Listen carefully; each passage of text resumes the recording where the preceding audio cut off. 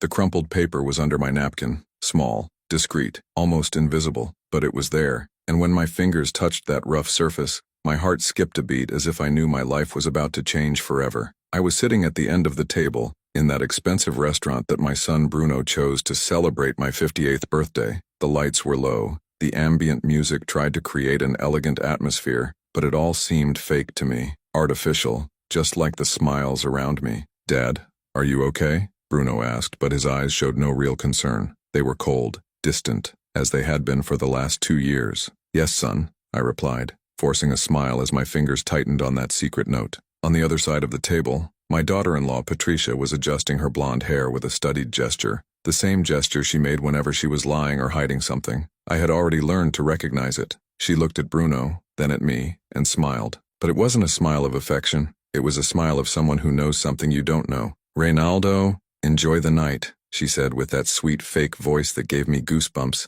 "It's your birthday. You deserve to celebrate." Celebrate. The word sounded like a cruel joke. I, Reynaldo Santos, a man who worked for 40 years as a bus driver, who raised his son alone after my Marta died of cancer, who gave everything I had to see that boy grow up and become a lawyer. I was there at the end of the table being treated like dead weight. The waitress who had left the note was young, probably in her early 20s. She was nervous as she approached to pour water. Her hands were shaking slightly, and when she placed the napkin in front of me, she looked me in the eye for a second, just a second, and that look said, "Pay attention, please." Now, while everyone was talking and laughing around me, I pretended to adjust the napkin on my lap and opened the note hidden in the palm of my hand. The handwriting was hurried, almost illegible. "Don't drink this. Your cup. Poison. Be careful." My blood froze. I reread those words 3 times, wanting to believe that I was mistaken, that it was a mistake, a bad joke, but it wasn't. My eyes went straight to the glass of orange juice in front of me, natural orange, my favorite, the same one I had ordered, but which Patricia insisted on already ordering when we arrived. "Dad, drink it now before it gets hot," Bruno said, pushing the glass towards me. My throat closed. My hand was in a cold sweat. I looked at my son, my only son, the boy I held, the boy I taught to ride a bike, the boy I took to school every day for years, and I tried to find in that adult face some trace of the boy who loved me, but I didn't find anything, just hurry, anxiety, and something darker that I didn't want to name. They wanted to kill me. The revelation hit me like a punch in the stomach. It wasn't paranoia. It wasn't an exaggeration. It was real. My own son and daughter-in-law were trying to poison me, on my birthday, in front of everyone. I needed to act quickly, but my body was paralyzed. 60 seconds felt like an eternity as my brain tried to process it. Why? For money? Through the house? For the life insurance I had taken out when Marta died? "Reynaldo, aren't you going to toast?" Patricia raised her wine glass with that perfect smile of someone in control. "A toast to the birthday boy." "Yes, father, a toast," Bruno added, raising his glass as well. Everyone at the table, the couple's 2 friends, whom I barely knew, raised their glasses, and they waited, all eyes on me, waiting for me to drink. It was then that courage was born from somewhere deep within me, the same courage that made me work double shifts to pay for my son's college education, the same courage that kept me going when Marta died and the world collapsed. I wasn't going to die that night, not like that, not in the hands of the one I loved most in life. Smile, a calm smile, controlled. "Of course, a toast," he said, taking the glass firmly, but before I put it in my mouth, I pretended my hand shook. The liquid shook dangerously and Patricia practically jumped out of her chair. "Careful," she shouted with a very high-pitched tone. "You're going to spill everything." Sorry, I muttered, looking like a silly old man. "I'm nervous about all the attention." "Let me change glasses with you, father-in-law," Patricia said quickly, too quickly, holding out her wine glass. "This way you don't run the risk of spilling." My heart accelerated. It was the chance. "No need, my daughter," I replied, using the most paternal tone I could manage. "I really prefer juice, but if you want to try mine, natural orange is very good." Her eyes widened for a split second. Bruno was tense, and it was too late to retreat without looking suspicious. I don't like orange very much," she stammered. "You're welcome," I insisted, already exchanging glasses. "You always say you like it, and look, we've already changed. Now you drink mine and I drink your wine. That way everyone is happy." My hand had already placed the glass of juice, the poisoned glass, in front of her before she could refuse, and I picked up the wine glass, which was now safe in my hands. "Dad, I think—" Bruno tried to intervene, but I cut him off. "Son, let your wife drink. She's the one who always takes care of me, right?" I looked deep into his eyes. and for the first time in years, I didn't look away, always so attentive, so dedicated. The silence that fell over the table was heavy. Patricia looked at the glass in front of her as if it were a bomb about to explode. His face was pale. His hands were shaking slightly. Bruno was in a cold sweat.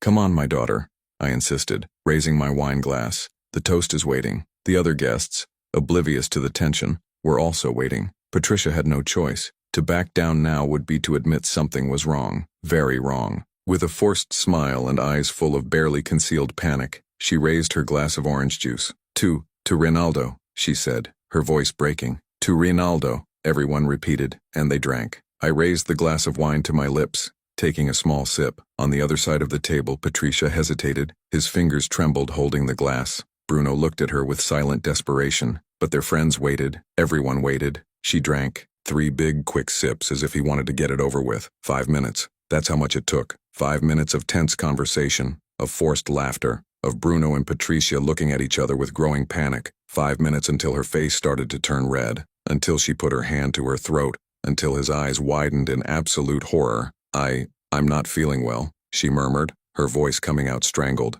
"Patricia," Bruno jumped up, holding her arm. "What do you have?" She tried to respond but started coughing. A violent, desperate cough. His entire body was shaking. And then came the vomiting. Violent, uncontrollable, right there, at the table in the fancy restaurant, in front of everyone. The people around screamed. Waiters ran. Bruno held his wife, who was convulsing in his arms, her eyes rolled back, foam coming out of her mouth. And me? I sat, holding my glass of wine, watching everything with eerie calm. Because for the first time in 2 years since Patricia came into my life and my son's life, since I felt like I was being excluded from my own family, since I started being treated like a nuisance, for the first time, I was completely sure they had tried to kill me. And now, as the ambulance was called and chaos engulfed the restaurant, as everyone looked at me with eyes full of questions I wasn't yet ready to answer, I knew the truth was about to come out, and that nothing, absolutely nothing, would be the same as before. The ambulance rushed Patricia away. The sirens pierced the night as Bruno entered the vehicle with her,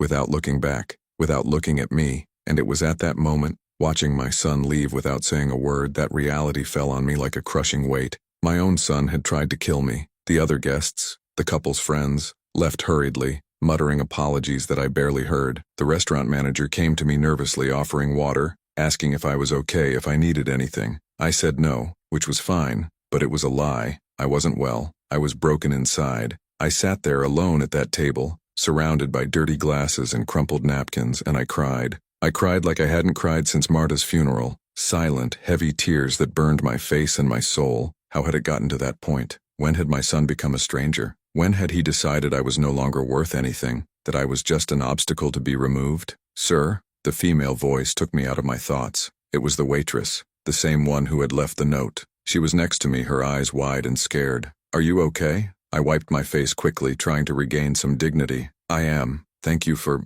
My voice trailed off. "Thank you for saving me." She looked around nervously, as if she were afraid of being seen talking to me. "I needed to warn you." I watched as she put something in her glass. "In the kitchen." She told the waiter it was just a supplement for you, but she swallowed. "My mother is a nurse. I know medicine. And that wasn't medicine. It was something else." My blood ran cold again. "Did you see what it was?" She shook her head, but her eyes were full of fear. "No, but I saw the packaging. A small bottle without a label. And the way she did it, hidden, quickly." She took a deep breath. "I couldn't let you drink that. I couldn't." I held her hand, squeezing it tightly, with gratitude. "What's your name?" "Camilla." "Camilla, you saved my life. I don't know how to thank you." She gave a sad smile. "Just be careful, sir." If she tried once, she didn't need to finish the sentence. She would try again. I returned home in a taxi, still dazed. The house. My house. The same house where I raised Bruno alone after Marta died. The same house he now coveted, that he wanted for himself, that he was willing to kill to get it. When I opened the door, everything was dark and silent. Bruno and Patricia lived with me for 2 years, since he got married. At first I thought it was a blessing. My son next to me, my family together again. But little by little the house stopped being mine. Patricia took charge, changing things, taking Marta's photos off the walls, replacing the old furniture with modern things I didn't recognize. "It's to modernize, father-in-law," she said, always with that little smile. "The house needs a new look." But it wasn't about modernizing. It was about erasing. Delete Marta, delete my story, erase me. I went into my room, the only space that was still mine, and sat down on the bed. The hands were shaking. The entire body trembled. I looked at the photo of Marta on the bedside table. That sweet face, that smile that lit up my life. "Marta," I whispered, holding the photo. "Our son, what happened to him?" And it was there, in that silent room, that memories began to invade me. Flashback. 28 years ago, Bruno was 4 years old when Marta discovered her cancer. I remember every detail of that day. The way she held my hand in the doctor's office, the tears streaming down her face. The doctor saying words that didn't seem to make sense. Advanced stage, aggressive treatment, reduced chances. "Reynaldo, I'm afraid," she told me that night, lying next to me in bed. "Bruno slept in the next room, scared of leaving you, fear of not seeing our boy grow up." "You'll see," I promised, holding her in my arms. "You will see him grow up, graduate, get married, have children. I promise." But I couldn't keep that promise. 8 months later, Marta was gone, and I was left alone with a 5-year-old boy who didn't understand why his mother wasn't coming home anymore. I worked morning, afternoon, and night. 3 shifts. A bus driver didn't earn much, but I made every penny worth it. Bruno studied at a public school, but he always had everything he needed. Clean uniform, complete material, snack in your backpack. I made sure of that. When he was 10 years old, a teacher called me to school. "Your son is very intelligent, Mr. Reynaldo," she said. "He could go far,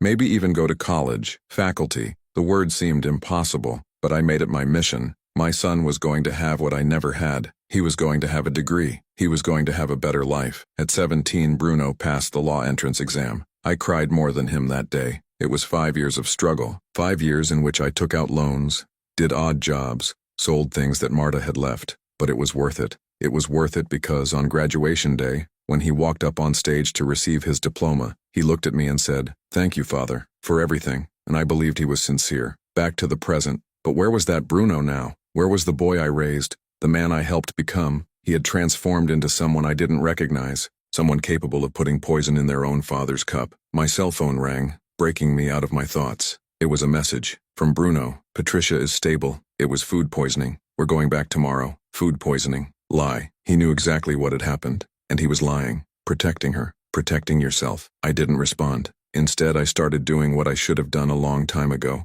Investigating. I went to their room. The door was closed, but I had the master key to the house. I opened it slowly, my heart pounding. I turned on the light. Everything was too organized, too clean, as if there were no secrets. But there was. I started at Bruno's desk. Folders, documents, working papers, nothing strange. But then, in a locked drawer, I found something. An envelope, sealed, addressed to a bank I didn't know. I opened it with shaking hands. Inside was a document. Life insurance, in my name, worth 300,000 reais, signed 3 months ago, and the beneficiary was Bruno Santos Silva. My own son had taken out life insurance on my name without me knowing, without my authorization, and he would be the one to receive the money when I died. The room spun. My legs gave way. I sat on their bed holding that paper as if it were a piece of evidence in court, because that's exactly what it was. Proof. Proof that he had planned everything. Proof that my death would not be an accident. It would be murder. Premeditated, calculated, cold. But there was more. I kept looking, and I found it. Printed messages between Bruno and Patricia. Conversations that they must have thought were safe, but had printed for some reason. "Patricia, how much longer are we going to have to keep him here?" "Bruno, calm down. I'm solving it." "Patricia, he's delaying our life. We could be living alone, traveling, truly living. But no, we have to take care of your father as if he were a child." "Bruno, I know, but it will end soon." "Patricia, how?" "Bruno, leave it to me. I have a plan." The date of the conversation was 2 months ago. 2 months before the birthday dinner. 2 months before they tried to poison me. My vision became blurry, not for the tears, but out of anger. An anger I had never felt before in my life. A rage that burned, that corroded, that screamed for justice. I picked up the cell phone. I took photos of everything, from life insurance, from the messages, from every piece of evidence I found, and then I put everything back in place, exactly as it was. They couldn't know that I knew.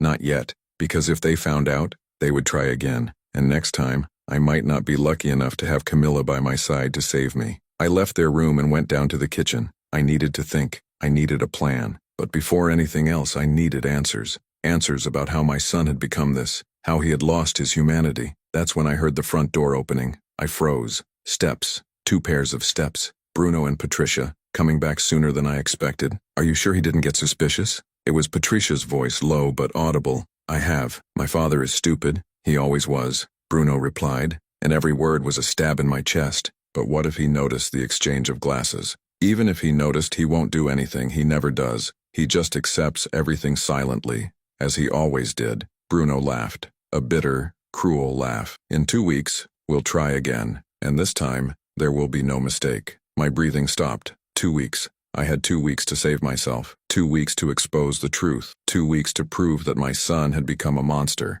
And as I heard their footsteps coming up the stairs, as I hid in the shadows of the kitchen like an intruder in my own home, a single certainty invaded me. I wasn't going to die. Not without a fight. Not without doing justice. Not without proving to the world who Bruno and Patricia really were. And if for that I needed to destroy my own son, so be it. In the following days, I transformed into an actor. And not just any actor. I became the best actor of my life. He smiled when Bruno entered the room. I was grateful when Patricia served me breakfast. I pretended I didn't see the looks they exchanged. I pretended I didn't hear the whispered conversations when they thought I was sleeping. But I saw everything, heard everything, and recorded everything. "Good morning, Dad," Bruno said one Thursday morning, walking into the kitchen with that look on his face like someone who slept badly. "Did you sleep well?" "I slept, son," I replied, calmly stirring my coffee. "I dreamed about your mother. She looked beautiful as always." I saw his face twitch slightly. He hated when I talked about Marta. Patricia hated it even more. "How beautiful, father-in-law," she said, but the tone was one of barely concealed contempt. "But today is a new day. You don't need to live in the past." I bit my tongue. I wanted to scream. I wanted to throw the truth in their faces, but he couldn't. Not yet. I needed more proof. Evidence that no judge, no police officer, no common-sense person could ignore. Then smile. That pathetic old fool smile they expected from me. "You're right, my daughter. You're absolutely right." She smiled back, victorious, as if I had put myself in my place. If only she knew. That afternoon, while they were both at work, I put my plan into action. I called Camilla, the waitress who had saved me. I got her number from the restaurant manager, making up a story that I wanted to thank her in person. "Hello?" Her voice sounded cautious. "Camila, it's Rinaldo. From dinner. From the incident." There was a pause. "Mr. Rinaldo, how are you?" I was so worried. "I'm alive thanks to you," I said, and my voice cracked. "Camila, I need your help. I need you to help me prove what they did." Another pause. Longer this time. Did you go to the police?" "Not yet. I don't have enough proof, but I know that little bottle you saw. I need to know what was in it. Do you remember any details? Anything?" She took a deep breath on the other end of the line. I took a photo." My heart stopped. "Like this?" "When I saw her putting that in your glass, something told me to register. So I took a quick, hidden photo. From the glass. You can see the label is a little blurry, but you can see it. The tears came before I could control them." "Camilla, you don't know what you just gave me. I'll send you now." "But Mr. Reynaldo," his voice became serious. "Be careful. If they tried once—" "I know," I interrupted. "I know they'll try again. But this time, I'm ready." The photo arrived 5 minutes later. I enlarged the image on my cell phone, my hands shaking so much I could barely hold the device. The bottle was small, transparent, and the label was a little blurry, but you could read it. "Potassium chloride, veterinary use. High doses can be lethal." Potassium chloride. I Googled it immediately, and what I read made my blood run cold. In high doses, potassium chloride causes cardiac arrest. It is used in animal euthanasia, and in some countries in executions by lethal injection. Symptoms include nausea, vomiting, convulsions, and eventually death from fatal cardiac arrhythmia. They had tried to kill me with the same chemical used to execute people. I saved the photo. I sent it to my email. I printed 3 copies and hid them in different places. One in the lining of my mattress, another inside Martha's Bible, the third inside an old book on the living room shelf. But I still needed more. I needed something that would connect Bruno and Patricia directly to that poison. Because in court they could claim that it was an accident, that someone changed the glasses, that they didn't know anything. I needed a confession. That's when I remembered something Bruno had told me years ago, when I was a teenager. "Dad, if you want to know the truth about someone, you only have to do one thing. Let them think they're safe. Then they'll tell you everything." At the time, he was joking about a schoolmate who had lied about a grade, but the principle was the same. I needed to make them think they were safe. So that night at dinner, I dropped the bomb. "Bruno, son," I began, my voice trembling and tired. "I've been thinking about the house." He stopped with his fork in the air. Patricia, too. They both looked at me with sudden attention, like predators hearing their prey move. "What about the house, Dad?" Bruno asked, trying to sound casual. "I'm getting old, tired, and this house is too big for me. You take care of everything, I just do work." "Don't say that, father-in-law," Patricia intervened, but her eyes shone. You don't give me any work. Liar. But I continued. I want to put the house in your name, make the transfer. So, when I leave, I pretended my voice trailed off. You don't need to worry about bureaucracy. The silence that fell over the table was heavy, but not out of sadness. It was one of expectation. Bruno looked at Patricia. She looked back, and in that look I saw everything. Greed, excitement, victory. Dad, you don't need to think about that now, Bruno said, but his voice betrayed his excitement. You still have many years ahead of you. No, son, I need to resolve this. Next week I'm going to the registry office. I will transfer everything to you. This way I stay at peace. Patricia could barely hide her smile. You are very generous, father-in-law. Very generous indeed. Generous. I was signing my own death warrant and they thought it was generous. But there was one detail they didn't know. During that conversation, under the table, my cell phone was recording everything. Every word, each revealing silence, every lie disguised as affection. And I was going to use that against them. The following days were the most tense of my life. They became more attentive, more affectionate. Patricia started making my coffee every morning, bringing me to bed with a sweet smile. Here, father-in-law, made with care. I would appreciate it. And he would pour the coffee into the bathroom sink as soon as she left. Because I knew they were waiting for me to sign the papers, waiting for the house to be in their name. And then they would try again. One Friday morning, what I feared and expected at the same time happened. I found Patricia in my room, alone, going through my things. What are you doing here? I asked from the door. She jumped, scared, but recovered quickly. Ah, father-in-law, you scared me. I was just arranging your clothes, organizing the wardrobe. But her hands, they weren't in the wardrobe. They were in my nightstand drawer, where I kept my blood pressure medication. How kind, I said, approaching me slowly. But I didn't ask you to do this. His eyes narrowed slightly. I know, father-in-law, but I worry about you. You are so tired, so fragile. She gave that fake smile. We just want to take care of you, sir. Take care, I repeated, each letter weighing on my tongue. How did you take care of me at the restaurant? Her smile froze. Like this? On my birthday, when you put poison in my cup. The silence was deafening. Patricia turned pale. His hands shook. I don't know what you're talking about. You are confused. It must be the age. I'm not confused. I cut in, my voice steady for the first time in weeks. I know what you did. I have proof. Bruno, she screamed, desperate. Bruno, come here. Quick steps on the stairs. My son entered the room like a hurricane. What it was? What happened? Patricia pointed at me, hysterical. He knows. He's saying he knows everything. Bruno looked at me, and for the first time in my life, I saw my son without a mask. I saw the coldness, the cruelty, the hate. Father, he said, approaching slowly. What are you talking about? You tried to kill me, I replied, my voice no longer shaking. They put potassium chloride in my glass, poison, to kill me and keep the insurance in the house. Bruno laughed, a low, dangerous laugh. To test? How will you prove it, father? You're a 58-year-old man with no money, no lawyer, nothing. Who will believe you? I have proof, he said, holding up his cell phone. I have a photo of the poison. I have your messages. I have recordings of our conversations. I have everything. Bruno's face contorted with anger.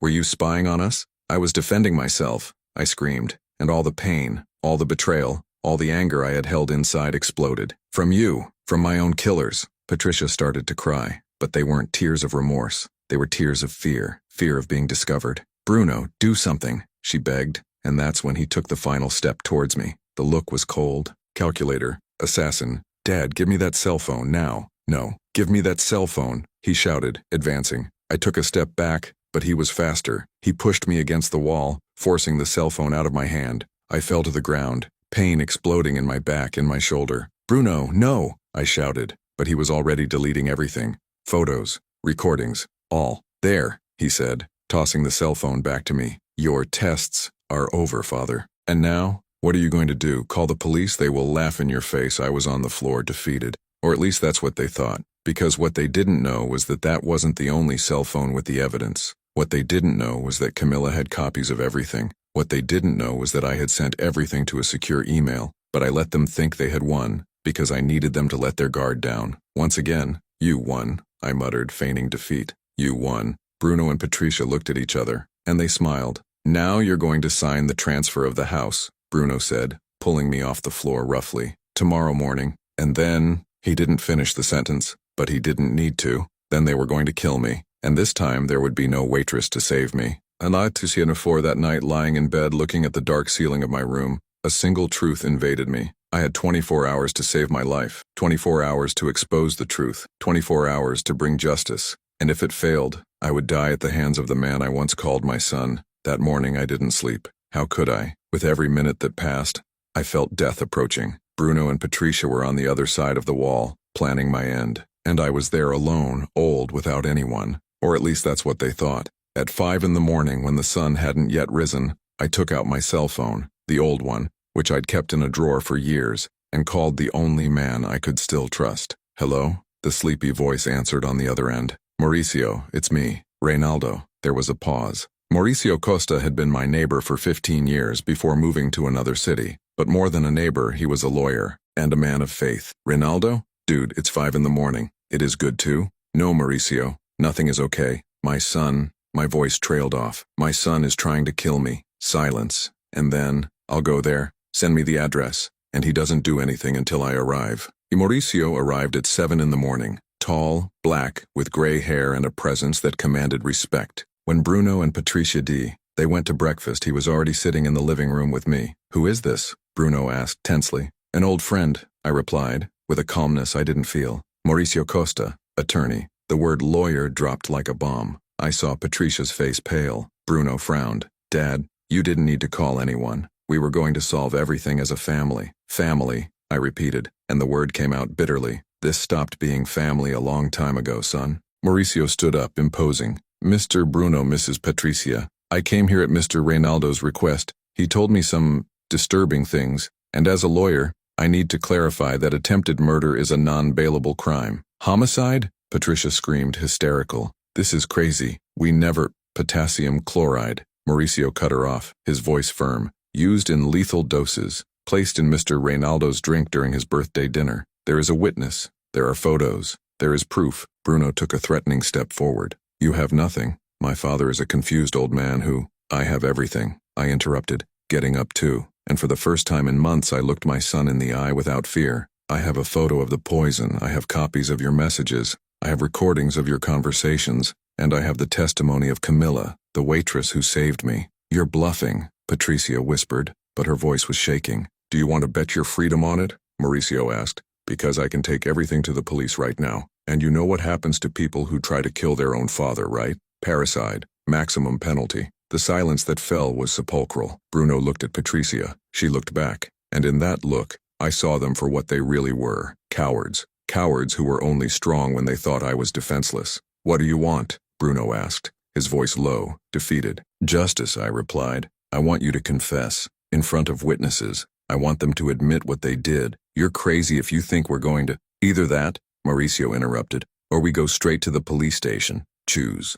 2 hours later, we were all gathered at the house of my neighbor, Donna Sebastiana. She was 72 years old, a widow, and attended the same church that Marta and I attended years ago. When I called her in the morning telling her everything, she didn't hesitate. "Reynaldo, my son, come here. Bring those creatures. Let's resolve this the right way." In Donna Sebastiana's room were me, Mauricio, Bruno, Patricia, Donna Sebastiana herself, Camila, who Mauricio had managed to bring, and Pastor Josue, from the neighborhood's Baptist church. 7 people, 7 witnesses. "So," Mauricio began, recording everything on his cell phone, with the camera pointed at Bruno and Patricia. "Let's start from the beginning. Mr. Bruno, Mrs. Patricia, did you put potassium chloride in Mr. Reynaldo's drink on his birthday?"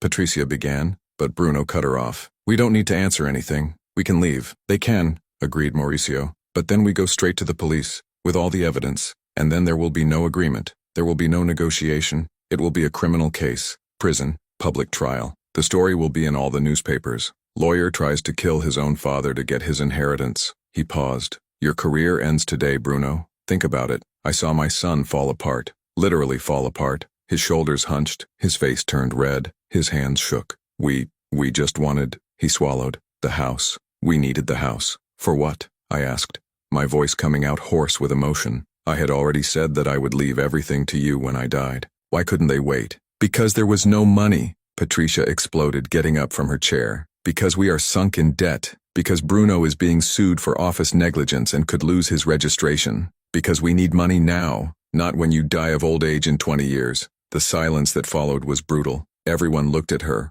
horrified, and she, realizing what she had said, covered her mouth with her hands. So that was it, I murmured, the tears finally falling. Money. It was always money. No, Dad. Bruno tried, but his voice had no strength. You were going to kill me for money, poison me, watching me die of suffocation, having a cardiac arrest, alone. My voice rose. And you were going to pretend like you missed it. They were going to cry at my vellery. They would receive condolences as if they were victims. Dad, we didn't want it to come to this. But it's arrived, I shouted, standing up. It arrived because you chose it. You chose money. They chose the house. They chose everything but me. Donna Sebastiana held my hand, crying too. Pastor Josue had a serious, stern face. Camila looked at Bruno, and Patricia are disgusted. You're going to confess, Mauricio said, pointing his cell phone at them. Now, on camera, or I'll call the police right now. Bruno looked at Patricia. She was shaking, crying, destroyed, and then he spoke. I put potassium chloride in my father's drink with the intention of killing him, to keep the life insurance and the house. His voice was a defeated whisper. And you? Mauricio pointed the camera at Patricia. I was an accomplice. I bought the poison. I convinced Bruno.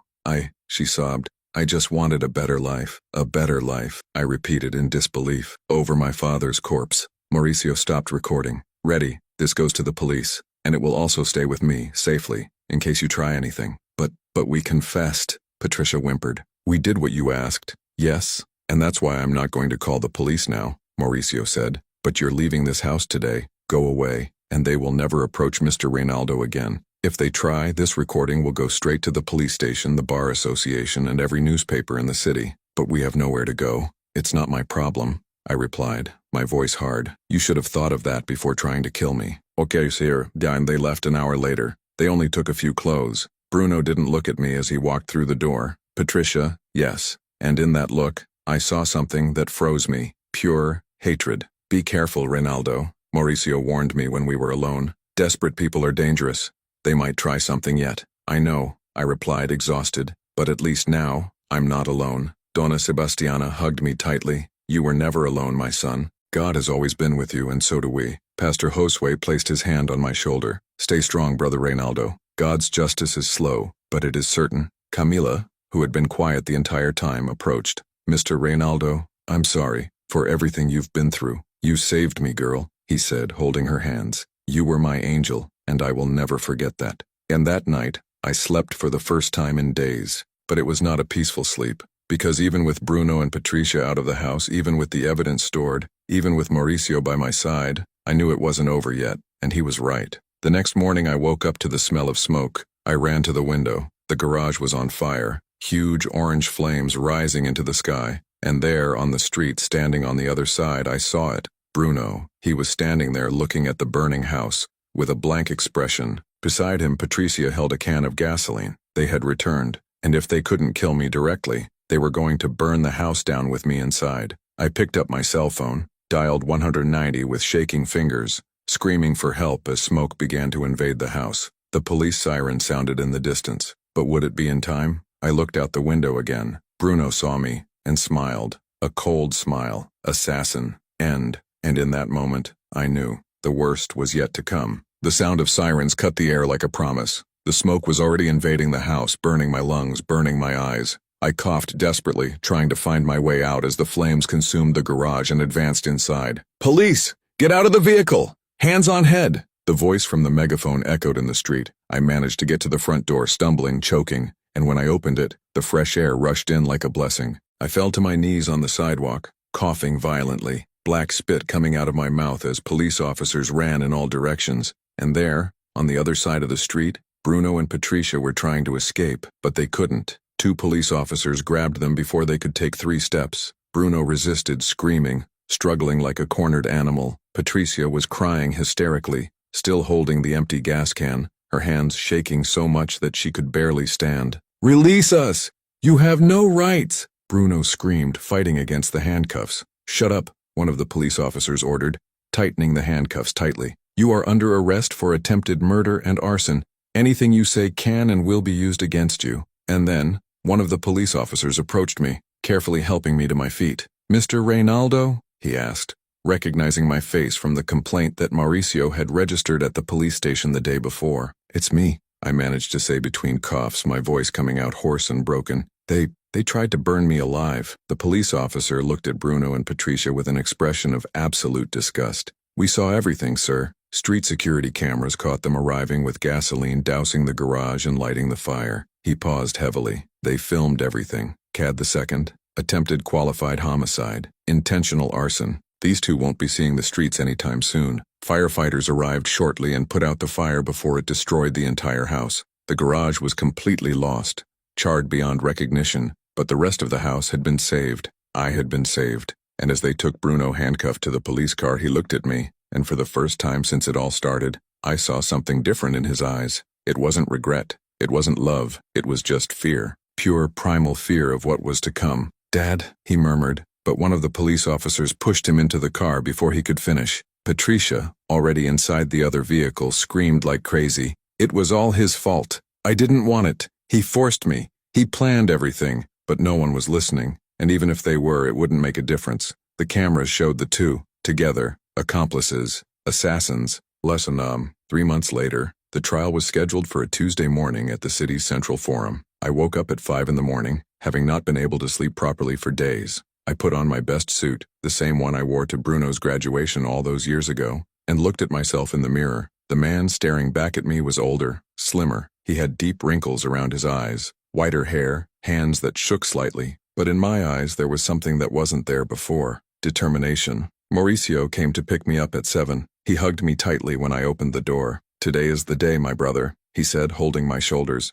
Are you ready? Ready or not, it needs to happen, I replied, taking a deep breath. When we arrived at the forum, I was shocked. There was a crowd outside, reporters with cameras, microphones, lights, curious people, neighborhood residents, church members. It seemed like the whole city wanted to see the outcome of that story. Mr. Reynaldo, the journalist shouted. How do you feel about your son's judgment? Mauricio protected me, making his way through the crowd. But before entering, I stopped. I turned to the cameras, and I spoke. I feel sad. Sad because my son chose the path of crime, but I feel relieved because today justice will be served. My voice didn't shake, and I hope this story serves as a lesson to anyone who thinks about harming their own parents, because blood treason is the worst of all. The cameras clicked frantically. The questions continued, but Mauricio pulled me inside before I could say anything else. The courtroom was packed, every seat occupied. I looked around and saw familiar faces. Donna Sebastiana, dressed in blue, with the Bible on her lap. Pastor Josue, serious and imposing, sitting next to her. Camilla, nervous but present, gave me a supportive wave. Even neighbors I barely talked to were there, wanting to witness that historic moment. On the other side of the room, Bruno and Patricia entered under escort. They were different. Bruno wore a simple suit, nothing like the expensive suits he usually wore. He was thinner, with deep circles under his eyes. His hair was disheveled. Patricia wore no makeup. Her face was pale and tired. Her eyes were red from crying. When Bruno saw me, he looked away immediately. I couldn't face myself, but Patricia does. And in that look, I saw the same hatred as always, as if I were to blame, as if I had done something wrong. The judge, Dr. Mario Alcantara, entered and everyone stood up. He was a tall black man, around 60 years old, with completely white hair and a presence that commanded absolute respect. When the hammer hit, there was immediate silence. Let's begin, his voice echoed throughout the room. This is case number 4758-2025, where the state accuses Bruno Santos Silva and Patricia Mendez Silva of attempted qualified homicide by cruel means and foul motives,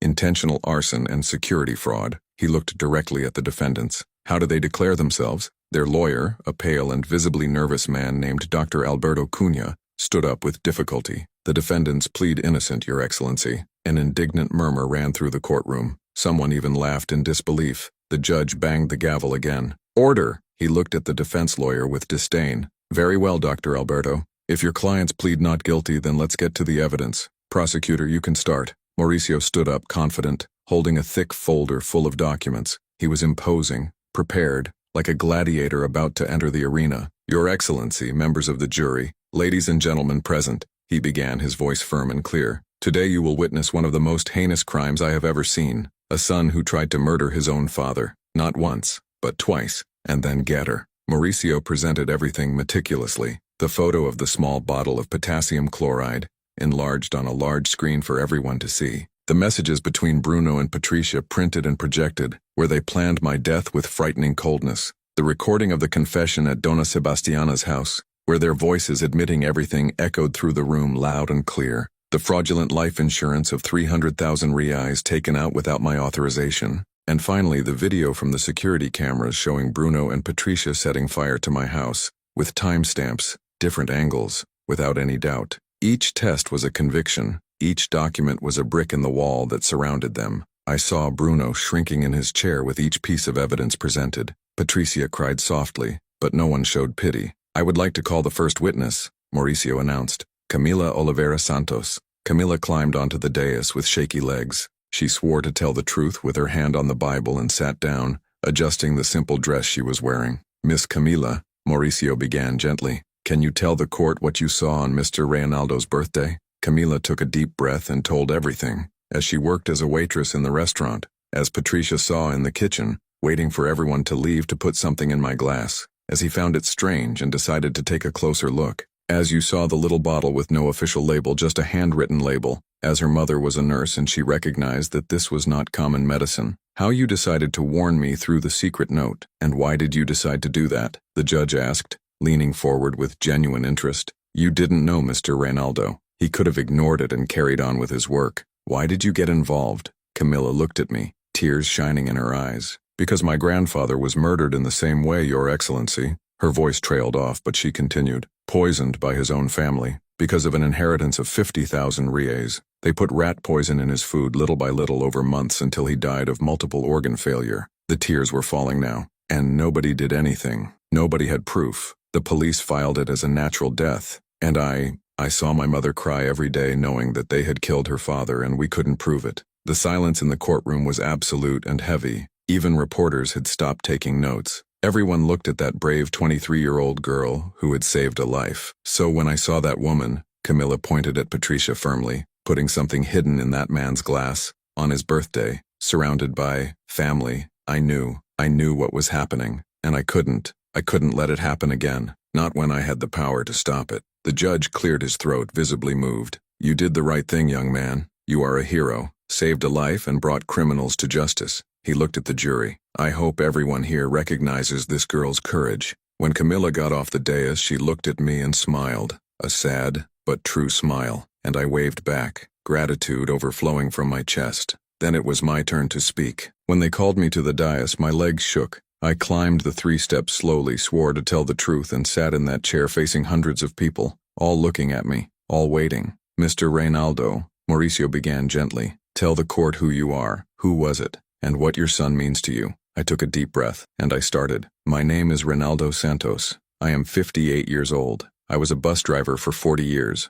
Honest work, honest salary, honest life." My voice was firm now. "My wife, Marta, died of cancer when my son Bruno was 5 years old, and I was left alone to raise a boy who barely understood why his mother didn't come back." I looked at Bruno. He had his head down, unable to look at me. I worked 3 shifts, morning, afternoon, and night. I became doubles, triples, holidays, weekends, not for luxury, but to give him what I never had: education, future, dignity. The tears started to flow. I sold everything Marta had left: jewelry, clothes, furniture. I took out loans that I am still paying to this day. Everything, so he could study, so that he could become a lawyer, so that he would have a better life than mine. "And what did your son do in return?" Mauricio asked, kindly but directly. My voice shook now. "He decided I was a burden, a nuisance, an obstacle between him and money, so he planned to kill me. Poison, with potassium chloride, the same chemical used in executions." I looked directly at the jury. "He took out life insurance in my name without me knowing.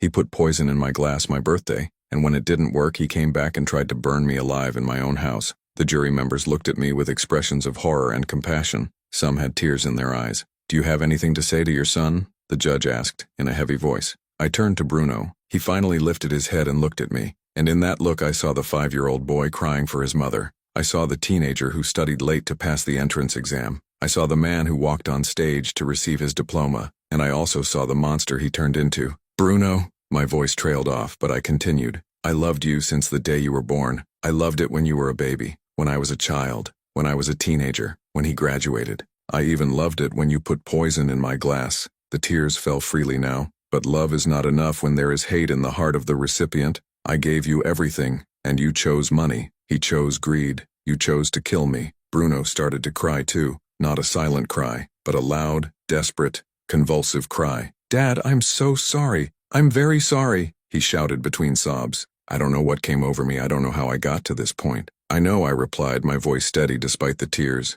You got lost. You lost the values I tried to teach you. He lost respect for life. He lost his humanity. And now, I took a deep breath. Now you have to pay, not for revenge, but by law, for justice, for everything that is right in this world. Because if a son can kill his father without consequences, then there is no hope for anyone anymore. The silence that followed was deafening. Even the reporters didn't dare move. Bruno buried his face in his hands and cried like a child. But it wasn't tears of true repentance. It was the cry of someone who was caught, of those who lost everything, from someone who knew that life as he knew it was over. The defense lawyer tried to argue. He talked about moments of temporary insanity, about wife's influence, about financial pressure. But his words sounded hollow and pathetic in the face of the overwhelming evidence. Patricia also cried on the platform when she was called, said it was all her fault, that Bruno was innocent, that she manipulated him, but no one believed it. The messages showed that the two planned together, the two performed together.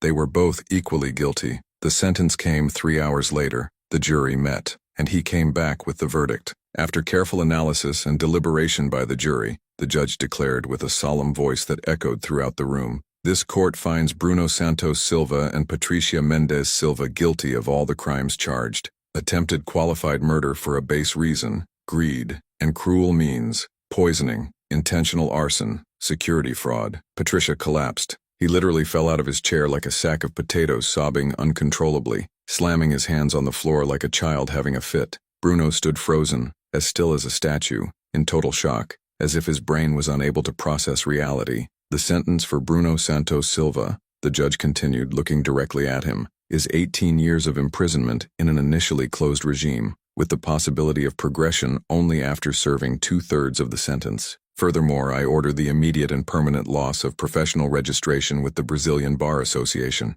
Not only have you committed heinous crimes, but you have also disgraced the profession you swore to serve ethically and fairly. Bruno let out a low, guttural groan like a wounded animal. For Patricia Mendez Silva, the penalty is 15 years of imprisonment in an initially closed regime, with the same conditions of progression. "No, no, no!" Patricia screamed, being restrained by security guards. "I have rights. I can't be trapped. I am innocent." "You lost your rights when you decided to kill an innocent human being," the judge replied, coldly. "And about being innocent, 12 people just judged otherwise. Furthermore," he continued, turning his attention to the documents, "I order that the house and all assets in the name of Mr. Reynaldo Santos remain fully under his possession and legal protection, with any attempt at fraudulent transfer being annulled and considered criminal. The defendants must pay, jointly and severally, compensation for moral damages in the amount of 100,000 reais to Mr. Reynaldo, this amount to be deducted from any assets they still possess." The judge paused for a long time. He took off his glasses, cleaned it up, put it back, and he looked at me with an expression I will never forget. It was respect, admiration, solidarity. "Mr. Reynaldo," he said, and his voice was full of emotion, "you were the victim of the worst betrayal that a human being can suffer: blood treason. Betrayal of a son that you raised, loved, sacrificed everything for, and He took a deep breath. "But you survived. You fought. You brought proof. You sought justice the right way. And today, before God, the law, and these witnesses, justice was done." The people in the courtroom applauded. They applauded standing up with tears in their eyes, with fists raised. Dona Sebastiana cried loudly, holding the Bible to her chest. Pastor Josue shouted, "Justice, God's justice." Camila smiled and cried at the same time. Mauricio hugged me tightly, whispering, "You did it, brother, you did it." And me? I cried. I cried with relief, of pain, of gratitude, of exhaustion, everything at the same time. 40 years of struggle, 2 years of betrayal, 3 months of trial, and finally, justice. 6 months later, life returned to normal, or rather, to a new normal that I never imagined I would have. The house has been completely renovated. The garage destroyed by the fire was rebuilt, now more beautiful than before. The walls were repainted a light yellow that Marta always wanted, but we never had the money to do. The photos of her came back everywhere, smiling in that unique way that only she had. But the biggest change wasn't in the house. It was on me. Dona Sebastiana started having lunch with me every Sunday. She brought delicious lunches: rice, beans, chicken, farofa, those simple dishes that warm the soul. And we talked for hours, about life, about faith, about forgiveness, about new beginnings. "Reynaldo, my son," she told me one of those Sundays, holding my hand with her small, wrinkled hands, You know you need to forgive, right? Not for him, but for you. Because hate is a poison that we take waiting for the other to die. I know, Donna Sebastiana, I replied, squeezing her hand back. And I'm trying, all day. It is difficult, but I'm trying. Pastor Josue visited me on Wednesdays. He brought the Bible, read Psalms with me, prayed for my emotional healing, and slowly, very slowly, the wounds began to heal. They didn't disappear. They will never disappear completely, but they stopped bleeding. Camilla became the granddaughter I never had. She went to nursing school and I paid all the fees for the entire first year. It was the least I could do for someone who literally saved my life. Mr. Reynaldo, you don't need to do that, she protested when she found out. Yes, I do, I replied firmly. You gave me a second chance. Now let me give you the same thing. Study. It forms. Become an incredible nurse. And it saves other lives, like it saved mine. She hugged me crying, and in that hug I felt like I had a family again, not of blood, but of choice, of true love, of people who were there because they wanted to, not because they had to. Mauricio became my best friend, my soul brother. We talked almost every day, sometimes just to talk nonsense, sometimes to vent about life. How are you, old man? He asked me one day, while we were having coffee in my renovated kitchen. I'm rebuilding, I replied, looking out the window at the backyard where Marta was planting roses. I'm learning to live again, no fear, without looking back, expecting a stab, without suspecting every gesture of affection. And your son? The question I knew would come sooner or later, the question that haunted me every night before going to sleep. I sighed heavily. I wrote him a letter. I sent him to the penitentiary. I don't know if he read it. I don't know if he threw it away. I don't know if he tore it in anger, but I needed to write. I needed to get out what I felt. And what did you say? He said that, my voice trailed off. He said I forgive him, but I can't have him back in my life. He said he needs to seek real redemption, not just regret for being caught. He said he needs to find God, find himself, find the humanity he lost. I took a deep breath, and he said that if one day, many years from now, when he gets out of prison, if he really is a different, better, transformed man, maybe, just maybe, we can talk, have a coffee, trying to build something new. But this will only happen if he proves, with actions, that he has truly changed. Mauricio looked at me with those wise eyes that only those who have lived a long time have. You are a better man than many, Reynaldo, stronger than you imagine, kinder than he should be, and I'm proud to call you my brother. Those words made me cry, because for the first time in my life someone recognized my strength, not my pain, not my tragedy, but my strength. And today, when I sit on the porch of my house with a hot cup of coffee in my hands and the sun rising over the horizon, I look back and see the path I've taken. I lost a lot. I lost the illusion of having a son who loved me. I lost the innocence of believing, Yar, that family always stays by your side. I lost nights of sleep. I lost peace. I lost the ability to trust easily. But I gained more than I lost. I gained courage I didn't know I had. Courage to fight when it would be easier to give up. Courage to seek justice when it would be more comfortable to accept injustice. Courage to keep living when death seemed more attractive. I gained true friends. Donna Sebastiana, who welcomed me as a mother. Pastor Josue, who guided me spiritually. Camila, who saved me physically. Mauricio, who defended me legally. Each of them, a blessing disguised as a human being. I gained wisdom, the painful wisdom of understanding that not all blood is family, and not all family is blood. That true love is proven in actions, not in words. That betrayal teaches us more about ourselves than 1,000 self-help books. And most of all, I won myself back. For years, since Marta died, I lived for my son. Every decision, every sacrifice, every breath was for him. I stopped existing as Reynaldo and began to exist only as Bruno's father. I lost my identity in the process of creating his. But today, at 58 years old, after almost dying because of him, I finally met Reynaldo again, the man who likes strong coffee, who loves to see the sun rise, who plants roses in the backyard like Marta did, who plays dominoes with the neighbors on Saturdays, who goes to church on Sundays not out of obligation but out of gratitude. I came back into existence. A few weeks ago, I received a letter from the penitentiary. I recognized the handwriting right away. It was Bruno's. I held that envelope for 3 days without opening it, looking at it as if it were a bomb about to explode. Was it an apology? Was it more manipulation? Did he continue to blame me? On the third day, with Mauricio by my side to support me, I opened it. The letter said, "Father, I don't know if you'll read this. I don't know if you tore it up as soon as you saw my name. And if it tore, I would understand perfectly. I wanted to say I'm sorry, but these words seem so empty, so small compared to what I did to you. I tried to kill you, twice. I look back and don't recognize who I was. I don't recognize that monster who poisoned his own father, who set fire to the house where he grew up. Here in jail, I have a lot of time to think, to hate me, to cry. I think every day of you in the kitchen, making me breakfast before school. You tired after working all night but still helping me with my math homework. You crying with joy at my graduation. I threw it all away.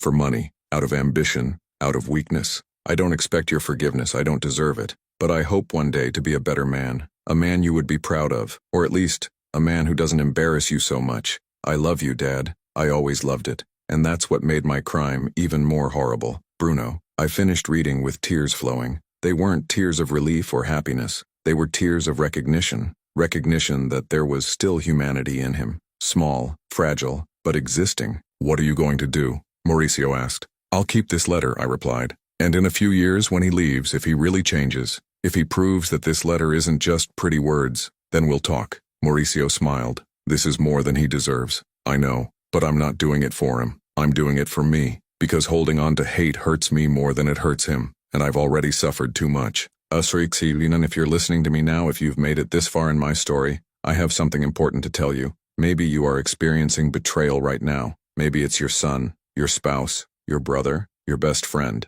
Maybe you're feeling that pain that I felt, the pain of discovering that the person you loved most was the one who most wanted to destroy you. Don't give up. I know it's difficult. I know it seems impossible to continue when the ground disappears beneath your feet. I know that despair whispers in your ear. Why fight? Why seek justice? No one will believe you. You are alone. But you are not alone. Somewhere, there is a Camila, ready to help you. There is a Mauricio willing to fight for you. There is a Dona Sebastiana, ready to welcome you. There is a Pastor Joshua, ready to give you spiritual strength. You just need to have the courage to ask for help. Gather your evidence. Every message, each document, every witness, every little detail that seems insignificant but together forms the truth. Don't give up on seeking justice just because it seems difficult. Because you deserve justice. You deserve dignity. You deserve to live without fear. And above all, believe in yourself. I was a 58-year-old retired bus driver. No money, no lawyer, without anyone. And still, I won. Not because I was strong, not because I was smart, but because I refused to die in silence. You can too. Today, as I write the end of this story on the balcony of my house, with the coffee cooling beside me and the sun setting on the horizon, I think about everything I've experienced. I think about Marta, who taught me what true love is. I think of Bruno as a child, innocent and pure, before the world corrupted him. I think about Bruno as an adult, a monster who almost destroyed me. I think about the people who saved me when I needed it most. And I think about myself, in the man I was, the one who lived only for others, who canceled himself, who accepted humiliation as if it were his destiny, into the man I became, the one who fights, that resists, who seeks justice, who chooses to live instead of just exist. The pain never goes away completely. Some nights I wake up sweating, dreaming about the fire. Some days I see a father with his son on the street and my heart sinks. Sometimes I look at that letter from Bruno and wonder if one day we will truly reconcile. But these pains no longer define me. I define myself by my strength, for my courage, for my refusal to be a victim. And if there's one thing I learned on this terrible and wonderful journey at the same time,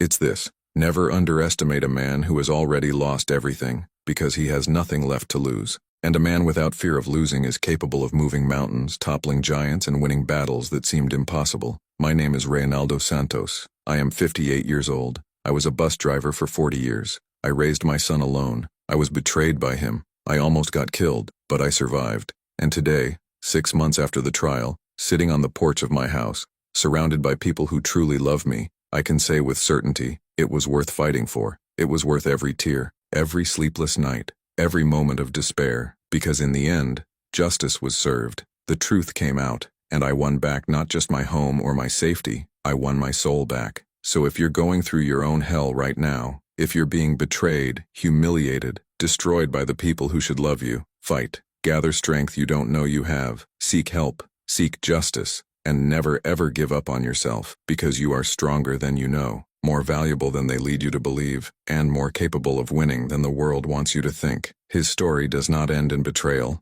It starts with your decision not to let betrayal destroy you, and I am living proof of that. And so the story of Reynaldo Santos ends, a simple man who faced the worst of humanity and emerged victorious, not for revenge, but for justice, not out of hate, but for the truth. If this story touched you, if you know someone going through something similar, share it. Because sometimes a story of courage is all someone needs to find the strength to fight for their life. Reynaldo Santos. A name, a story, a lesson. The lesson that even when everything seems lost, there is still hope.